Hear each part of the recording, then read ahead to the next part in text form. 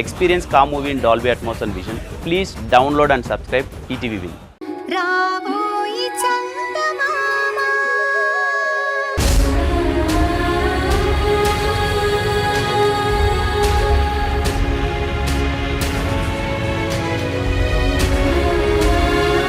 చంద్రిక చంద్రిక ఏంటి నీర్జా?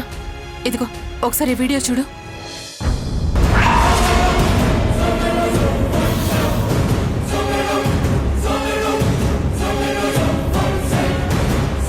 చూడు నీర్జా, నేను ఎందుకు ఈ కత్తి తీసుకున్నానో ఈ పాటికి నీకు అర్థమయ్యే ఉంటుంది.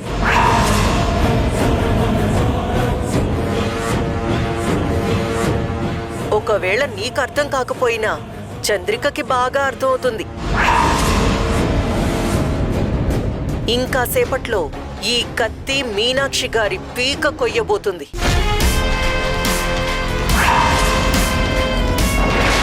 నీర్జా వద్దు. ఇప్పుడు తళతళా మెరిసిపోతున్న ఈ కత్తికి ఎర్రటి రక్తం కారుతూ ఇంకొక వీడియో నీకు చేసి పంపిస్తాను.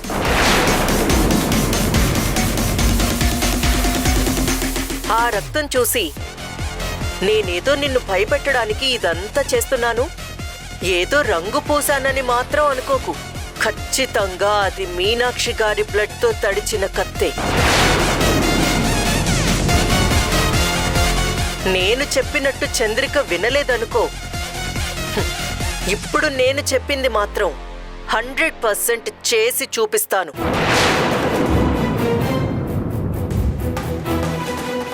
చంద్రిక నా విషయంలో వెనక ముందు ఆలోచిస్తుందేమో, కానీ నేను మాత్రం ఈ విషయంలో ఎట్టి పరిస్థితుల్లో వెనక్కి ఆలోచించే ప్రసక్తే లేదు.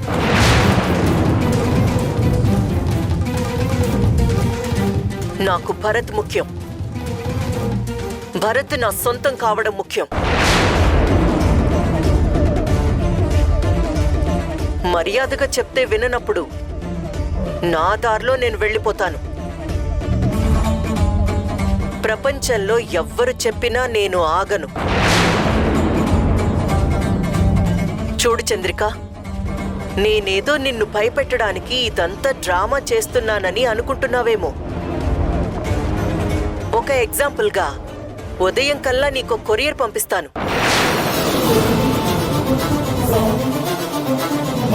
ఆ కొరియర్ ఓపెన్ చేసి షాక్ అవ్వకు, ఎందుకంటే అందులో మీ అత్తగారి చేతి వేళ్లుంటాయి.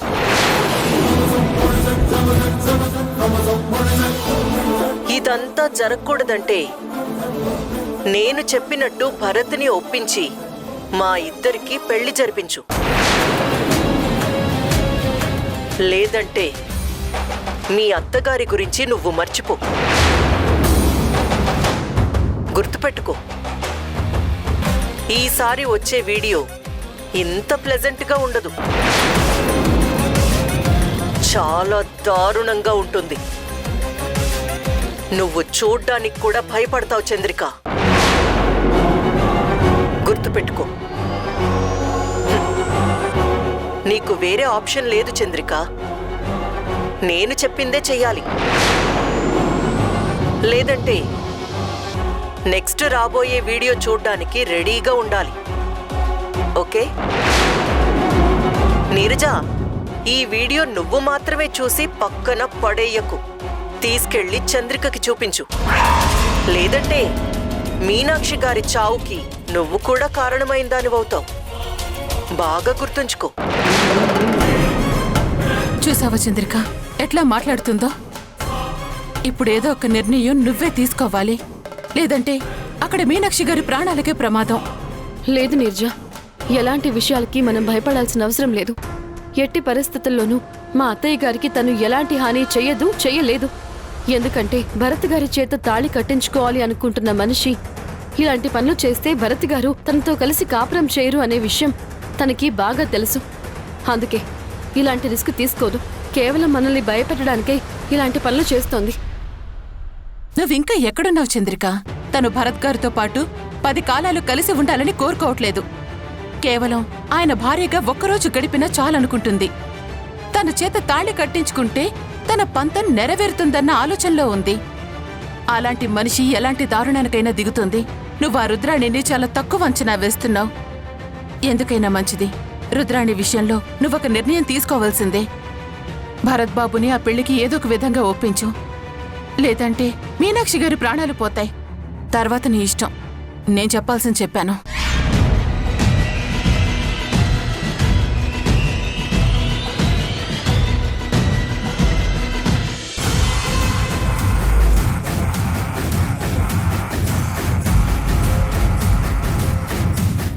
హలో అత్తయ్యా.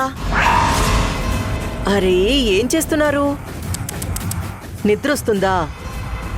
మీరు నిద్రపోయే ముందు నేను మీకు కొన్ని చీరలు చూపిస్తాను. అందులో మీకు నచ్చినవి సెలెక్ట్ చేయండి, సరేనా? ఆ తర్వాత మీరు ప్రశాంతంగా పడుకోండి, సరేనా?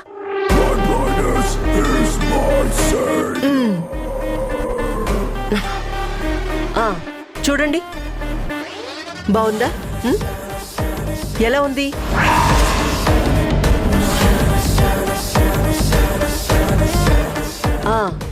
ఇది అరే, ఇది బాగుంది కదా? చూడండి, కలర్ చాలా బాగుంది. లేకపోతే ఇదిగో, నచ్చిందా మీకు? చూడండి. ఏంటివన్నీ? అదే అత్తయ్యా, రేపు మీ అబ్బాయితో జరగబోయే పెళ్లికి ఈ చీర కట్టుకుంటే బాగుంటుంది అనేది మీరు నిర్ణయిస్తే బాగుంటుంది. ఎందుకంటే నాకున్న ఒకే ఒక్క ఆప్తురాలు మీరే కదా. ఇప్పుడు నా పెళ్లి జరుగుతుందంటే దానికి కారణం మీరే కదా. మీరు నా చేతిలో ఉండడం వల్లే కదా అక్కడ భరత్లో మార్పొచ్చి నా మెళ్ళో తాళి కట్టడానికి సిద్ధపడేది. మా పెళ్లి మీ చేతుల మీదుగా జరగాలి. అందుకే మీ చేత్తో శారీ సెలెక్ట్ చేయండి. చూడు రుద్రాణి, నువ్వెంత కోరుకున్నా సరే భరత్ మాత్రం నీకు దక్కడు. నువ్వేదో మాయ చేసేసి ఒక వీడియో పంపినంత మాత్రాన అదంతా నమ్మి వెంటనే ఈ పెళ్లి ఒప్పుకుంటాడని నువ్వు కల్లో కూడా ఊహించుకో. ఎందుకంటే నేనెప్పటికీ అలా మాట్లాడనన్న విషయం అక్కడ చంద్రిక భరత్లకి బాగా తెలుసు. కాబట్టి నువ్వు పంపించింది దొంగ వీడియో అన్న విషయం ఇట్టే కనిపెట్టేస్తారు. ఎలా కనిపెడతారు? అక్కడికేదో చంద్రిక భరత్లు టెక్నికల్ ఎక్స్పర్ట్స్ అయినట్టు మాట్లాడుతున్నారు. ఇప్పుడున్న టెక్నాలజీలో ఏది నిజమో ఏది అబద్ధమో కనిపెట్టడం అనేది చాలా కష్టమైన విషయం. వాళ్ళు లాయర్లుగా కోర్టులో వాదించగలరేమో కానీ ఇలాంటి టెక్నికల్ మ్యాటర్స్ని డీల్ చేయడం వాళ్ల వల్ల కాదు. ఖచ్చితంగా ఆ వీడియో చూసి కన్నీళ్లు పెట్టుకునుంటారు. ఈ పాటికి మిమ్మల్ని ఎలా కాపాడుకోవాలా అని డిస్కషన్ కూడా జరుగుంటుంది. అందరూ కలిసి భరత్ని బలవంతంగానైనా సరే ఈ పెళ్లి కొప్పించడానికి ట్రై చేస్తూ ఉంటారు.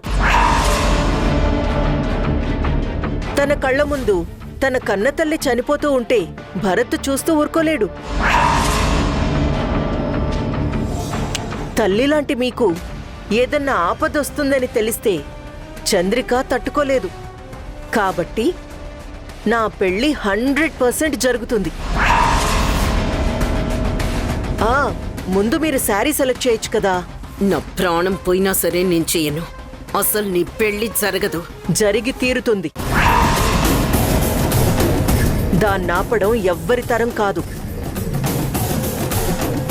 ఒకవేళ మీరన్నట్టుగా నా పెళ్లి జరగకుండా ఆగిపోయే పరిస్థితే వస్తే అందరికంటే ముందు మీ ప్రాణం తీసి మీ శవాన్ని ఆ ఇంటికి కానుకగా పంపిస్తాను.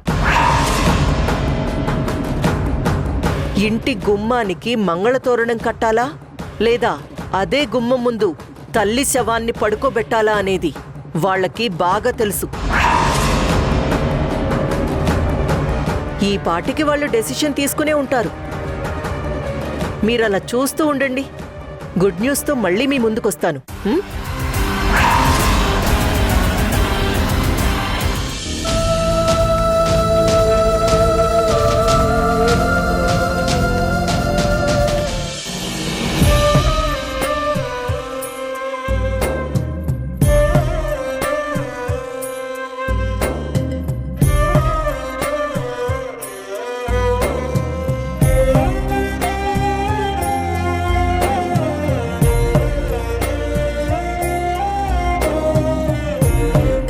నానమ్మ నానమ్మ కావాలా? నానమ్మ కోసం నువ్వు ఒక్కదానివే కాదమ్మా, నేను మీ నాన్న అందరం ఎదురు చూస్తున్నాము. మీ నాన్నమ్మ ఎప్పుడెప్పుడు ఇంటికి వస్తుందా అని మేమందరం 1000 కళ్ళతో ఎదురు చూస్తున్నాం. కానీ ఆ రుద్రాణి మీ నాయనమ్మని వదిలిపెట్టేలా లేదమ్మా. మీ నాయనమ్మ క్షేమంగా ఇంటికి రావాలి అంటే నేను మీ నాన్నని వదులుకోవాలి. మీ నాన్నని ఆ రుద్రానికి బహుమతిగా ఇవ్వాలి. అలా ఇచ్చి నేను బ్రతకగలనా చెప్పు తల్లి. నిన్ను తీసుకుని ఇంట్లో నుంచి బయటికి వెళ్ళిన రోజు నన్ను ఆదుకోవడానికి ఎవరూ లేనప్పుడు మీ నాన్నమ్మ నేనెవరో తెలియకుండానే నాకు సహాయం చేసింది, నాకు తోడుగా నిలబడింది. నా ప్రాణానికి తన ప్రాణాలని అడ్డు వేసింది. అలా పరిచయమైన మీ నాయనమ్మ నన్ను జీవితాంతం ఒక తల్లిలా కాపాడుకుంటూ వస్తానని నాకు మాటిచ్చింది. అలాంటి మనిషి ఈరోజు ప్రమాదంలో ఉందని తెలిసినా కూడా నేనేం చేయలేకపోతున్నాను. ఇలా చేస్తే అసలు నేను మనిషినే కాదు. లేదమ్మా, మనం మీ నాయనమ్మని కాపాడుకుందాం. లేదంటే మన బ్రతుక్కి ఒక అర్థం ఉండదు. ఎలాగైనా సరే నాయనమ్మను మనం ఇంటికి తెచ్చుకుందాం. లేదంటే నేను బ్రతికుండి కూడా వేస్ట్.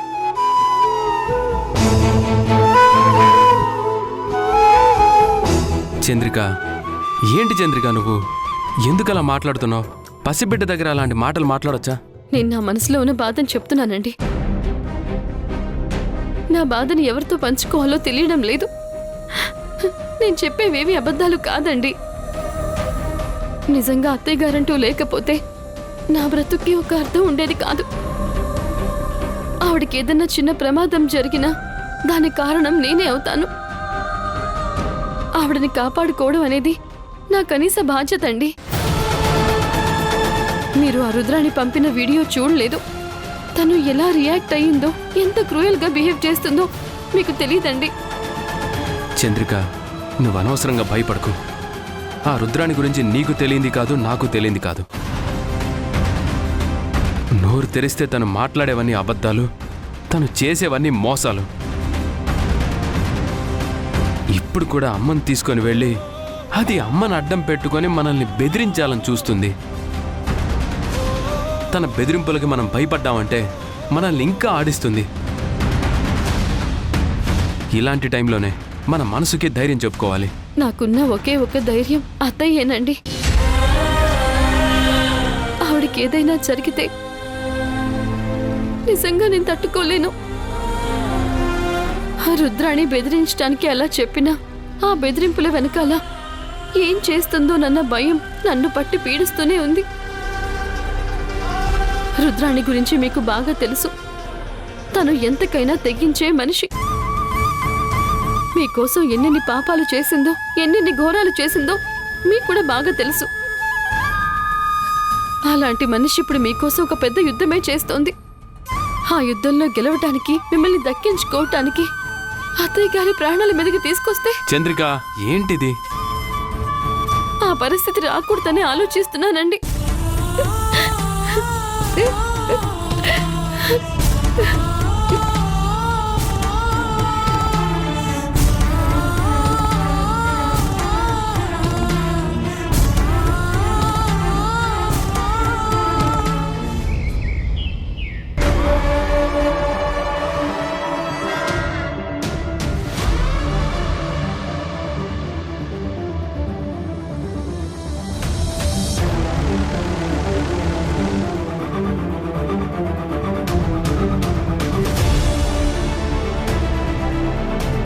బాబు,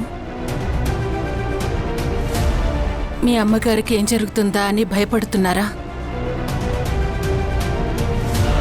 అసలు ఇన్ని పాపాలన్నిటికీ కారణం నేనే బాబు. ఇందులో మీ తప్పే ఉంది. అలా కాదు బాబు, నిజంగానే తప్పంతా నాదే. ఎందుకంటే ఆ రుద్రాణి ఈ ఇంట్లో తిష్ట వేయటానికి కారణం నేను. తన మీద మీకు నమ్మకం కలిగి తను ఈ ఇంట్లో ఉండేలా చేసిందే నేను.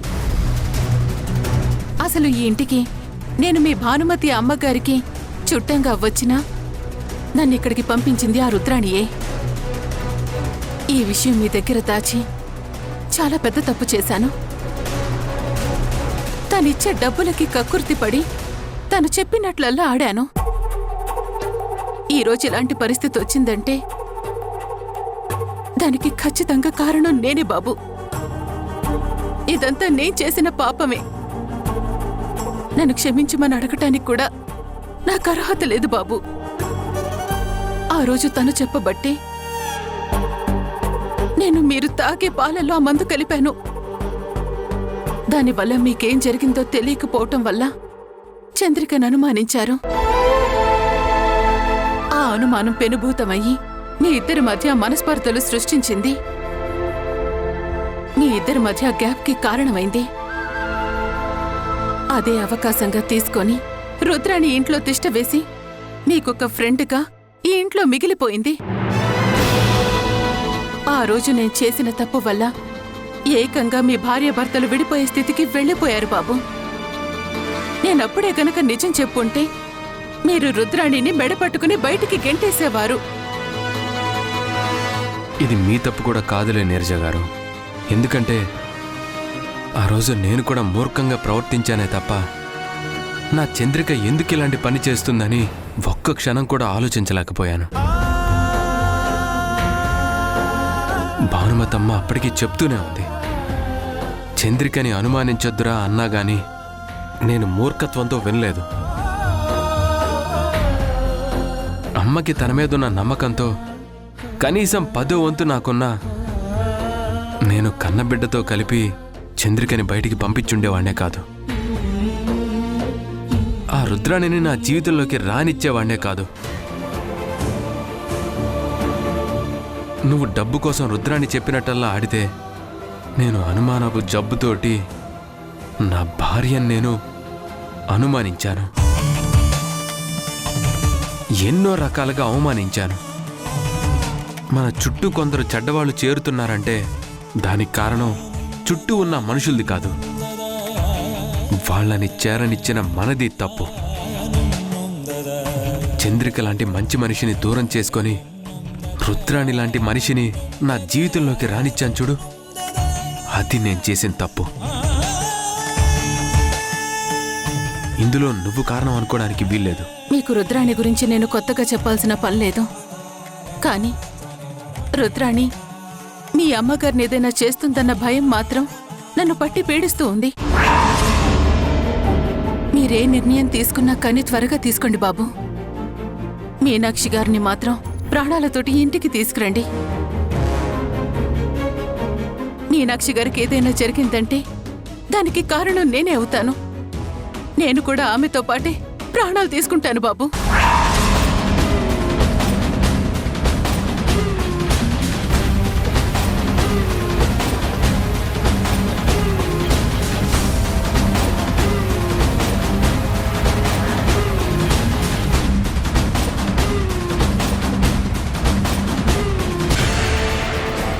భరత్ గారు. రా విక్రమ్. ఏంటి భరత్ గారు, మీరు ఆ రుద్రాణి గురించి ఆలోచిస్తున్నారు కదా? మా అమ్మ గురించి ఆలోచిస్తున్నాను. నిజంగా రుద్రాణి ఇలాంటి పని చేస్తుందని నేను అస్సలు ఊహించలేదు. నాకు తెలిసిన రుద్రాణి వేరు, ఇప్పుడు నేను చూస్తున్న రుద్రాణి వేరు. ఈ రుద్రాణిని ఇంకా మనం క్షమించకూడదండి. దయచేసి తను ఎక్కడుందో, మీకేదైనా ఇన్ఫర్మేషన్ వస్తే మీరు నిర్ణయం తీసుకునే ముందు తను ఎక్కడుందో నాకు అడ్రస్ చెప్పండి. దేనికి? ఎందుకో తనని ముక్కలు ముక్కలుగా చేసి చంపేస్తాను. ఏం మాట్లాడుతున్నావు విక్రమ్?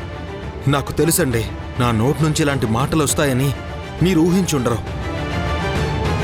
మీరే కాదు, నేను కూడా రుద్రాణిని ఇలా తిడతానని కూడా నేను ఊహించలేదు. ఎందుకంటే రుద్రాణి ఏం చేసినా తన పక్షాన నేను ఎప్పుడూ నిలబడేవాణ్ణి. మా అమ్మ ఎన్నిసార్లు రుద్రాణిని తక్కువ చేసి మాట్లాడినా, తన గురించి తప్పుగా మాట్లాడినా ఊరుకునేవాణ్ణే కాదు. రుద్రాణి అంటే నాకు ప్రాణం, రుద్రాణి గురించి నీకేం తెలుసు అని గట్టిగా వాదించేవాణ్ణి. కానీ రుద్రాణి ఏంటో మా అమ్మ తెలుసుకున్నంతగా నేను తెలుసుకోలేకపోయానని ఫస్ట్ టైం నేను సిగ్గుపడుతున్నానండి. నువ్వే కాదు విక్రమ్, నేను కూడా రుద్రాణి విషయంలో చాలా మోసపోయాను. నువ్వు ఎలా అయితే రుద్రాణిని అభిమానించావో నేను కూడా రుద్రాణిని ఒక ఫ్రెండ్గా అభిమానించాను, ఆదరించాను. తను ఏం చెప్పినా నా మంచి కోసమే అనుకునేవాణ్ణి. తను ఆడిచ్చినట్టల్లా ఆడాను. చివరికి కట్టుకున్న భార్యని కూడా ఆ రుద్రాణి చెప్పిన మాటలు నమ్మి అవమానించి ఇంట్లో నుంచి గెంటేశాను. ఇప్పుడు నేను చేసిన పనికి ఇప్పుడు నేను కుమిలిపోతున్నాను. ఎప్పుడైనా మోసం చేసే వాళ్ళదే తప్పు కాదు విక్రమ్, మోసం చేయించుకున్న వాళ్ళదే తప్పు. అవునండి, మీరు చెప్పింది నిజం. మోసం చేసేవాడిది తప్పు కాదు, మోసపోయేవాడిదే తప్పు. అలాగే జరిగిన మోసాన్ని సరిదిద్దుకోవడం కూడా మనకున్న హక్కు. అందుకే నన్ను నేను సరిదిద్దుకోవాలనుకుంటున్నాను. కొన్ని సంవత్సరాలు రుద్రాణిని ప్రేమించినందుకు, నేను మోసపోయినందుకు నాకు పరిహారంగా రుద్రాణి ప్రాణాలు తీయాలనుకుంటున్నాను. దయచేసి తన గురించి ఏ మాత్రం ఇన్ఫర్మేషన్ దొరికినా నాకు చెప్పండి. చంద్రిక, ఇదిగో రుద్రాణి ఫోన్ చేసింది. హలో రుద్రాణి, ఇంతకీ ఏం డెసిషన్ తీసుకున్నారు? Yes or no? నీ ప్రపోజల్కి ఒప్పుకుంటున్నాను. అలాగే నాతో పాటు భరత్ గారు కూడా ఒప్పుకున్నారు. ఇప్పుడు నువ్వన్న మాట నిజమో కాదో ఒకసారి భరత్ చేతి కూడా చెప్పించు. తను చెప్తే ఒకటి, నేను చెప్తే ఒకటి కాదు. నేను ఒప్పుకుంటున్నాను.